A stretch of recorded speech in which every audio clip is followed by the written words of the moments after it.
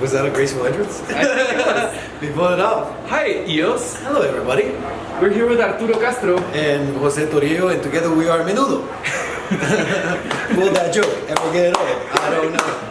It's been working for me since 1999. How are you, buddy? Good, man. I'm good. I'm happy to be here. My name is Arturo Castro. I am Arturo Castro, really. I'm an actor and writer and producer for the upcoming Comedy Central show El Tarantino, Narcos, Broad City, lots of commercials where I play a taste bud. Really, really thrilling work. I'm here with my buddy, and we're so excited to be a part of EOS Mesoamerica. Yeah, and we're doing this so that our audience can know a little bit more about our group, and especially Arturo and why he joined EOS Meso. And could you tell the people? Hello, people. I bring to the people the information.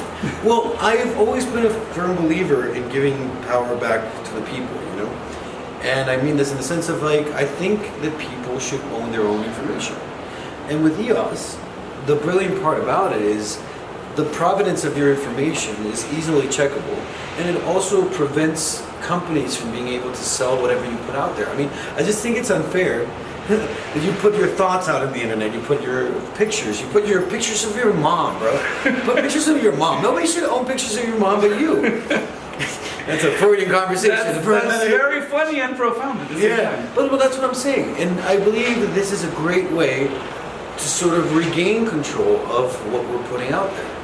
And so that's really the only reason why I'm in it, especially because in my business, it's so important to own your intellectual property, right? Like, I think it's so hard to be able to tell a story and to come up with an idea. I have like one good idea per year, you know, and I don't want anybody stealing it. And so that's why I'm passionate about joining Jose in this endeavor. Yeah, well, thanks for that, Arturo.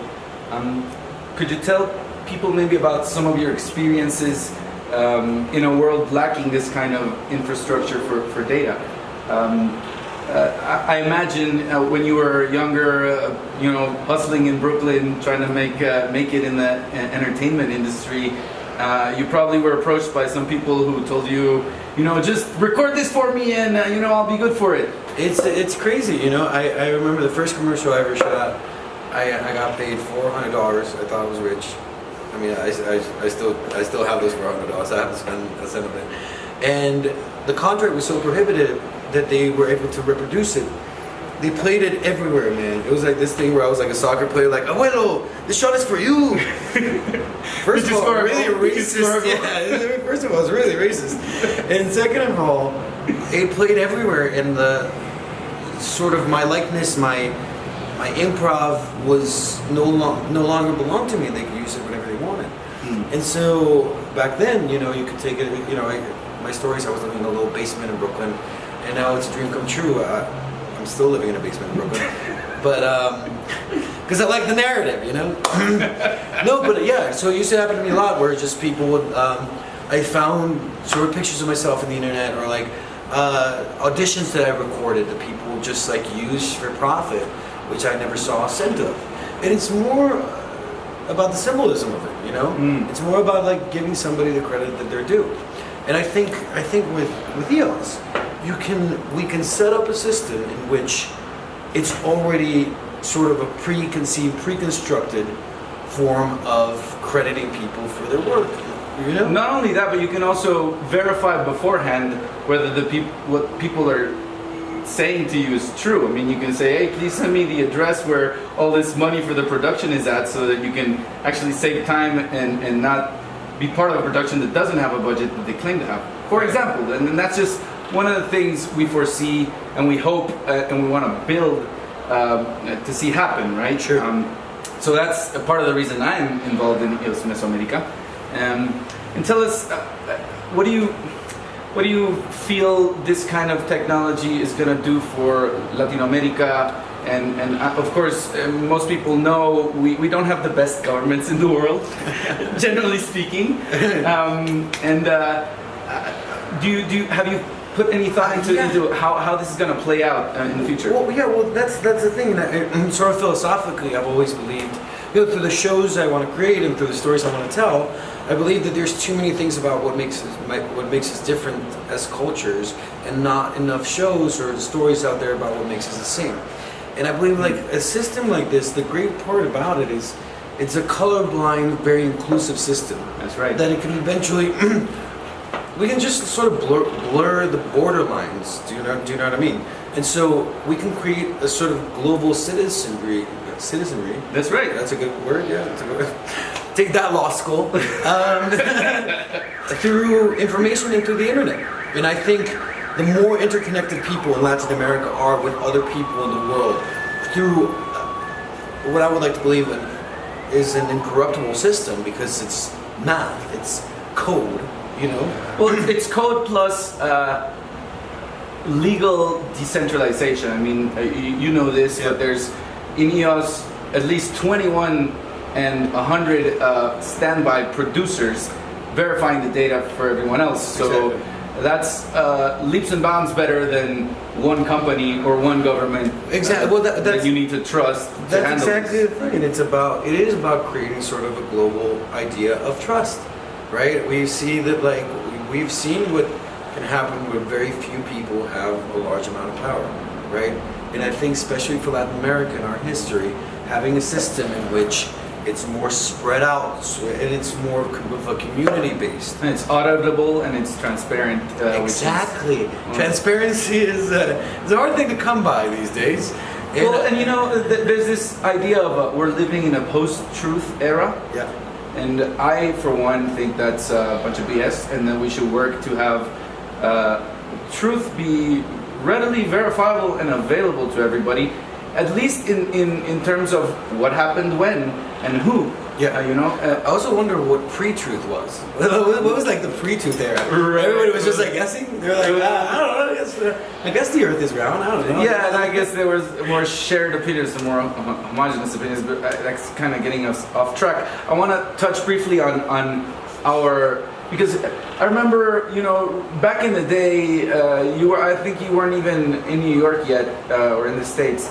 And I remember you inviting me every year at the end of the year to one of your, you know, charitable endeavors. Yeah. And I know you know this. EOS Mesoamerica has committed a fair amount of our future resources, if we get elected by the lovely folks watching this, to several projects that are of social good. I'm going to mention a few.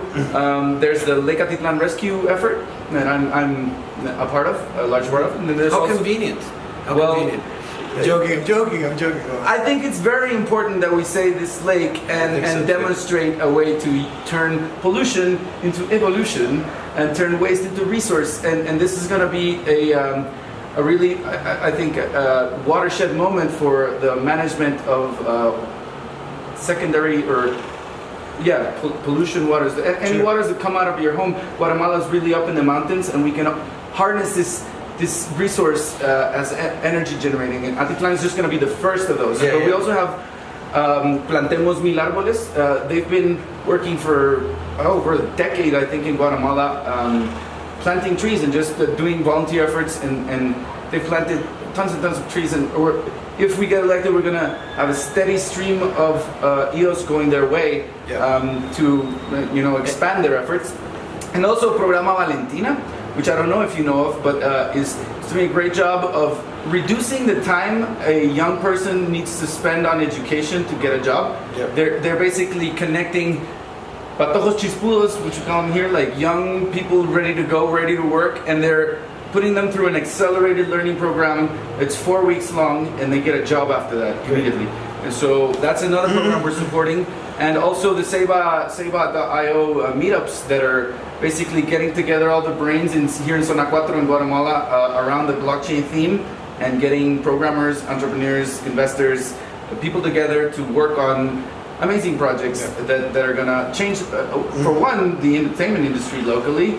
And we're also doing auditing of the elections that just happened and the elections that are coming next year. We're going to take snapshots of all the registry voting data before it goes into the centralized data system that we have here, and we're basically going to audit in real time the elections for next year. So it's a lot of goodness around the EOS Mesoamerica.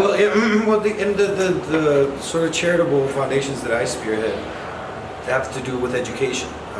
We just donated a computer laboratory to a school in Zone 4 that they were learning about computers and the internet through drawings because the government didn't have, like, wasn't sending funding their way. And so this just goes into a deeper thing that I believe in of education, right?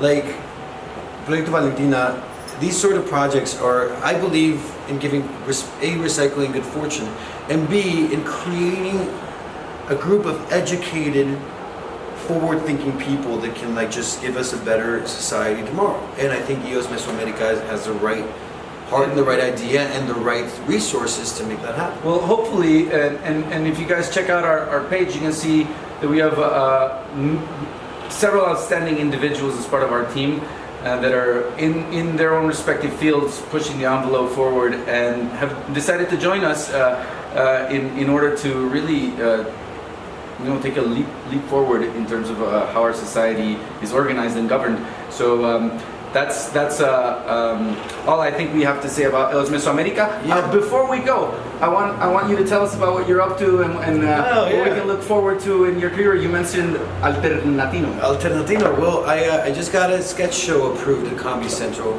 which I wrote. Good job, buddy. Thanks so much, man. Yeah, it's crazy. I wrote it on a piece of paper in the dark room somewhere in the basement back in the day. I did. And I remember that. And then now it's turning into this awesome show. And what I'm trying to create through Alternatino, it's a sketch show in the vein of Key and Peele, but it's sort of like my version of it. And what I'm trying to create through it, especially in this political system that's this political time that we're living through, being Latino is sort of a marginalized. There's an idea of what we are that I don't think is accurate. Right. And I believe that what cultures have in common mainly is what we laugh at. I think falling off a chair, feeling awkward on a date is just true here as it is in Asia, And so I'm trying to change the narrative of what it means to be Latino these days. And I believe that comedy is a really disarming tool. So we're going to create this awesome show with the support of Comedy Central. And I hope you guys look, I hope that it breeds empathy, among cultures, And I just hope it makes you laugh, really. So listen, I don't want to take up too much of your time. I just wanted to thank you for watching and to hope that you'll join us and you'll give us the opportunity to see this to its full potential. I, for my own part, can promise you that it's coming from a genuine place with genuine people that are just really trying to see a better world, right? That's great, and it is a world of we. A world of we. Thank you so much. Have a great one. Watch out for Tarantino and my commercial where I play the soccer guy. Right? Bye.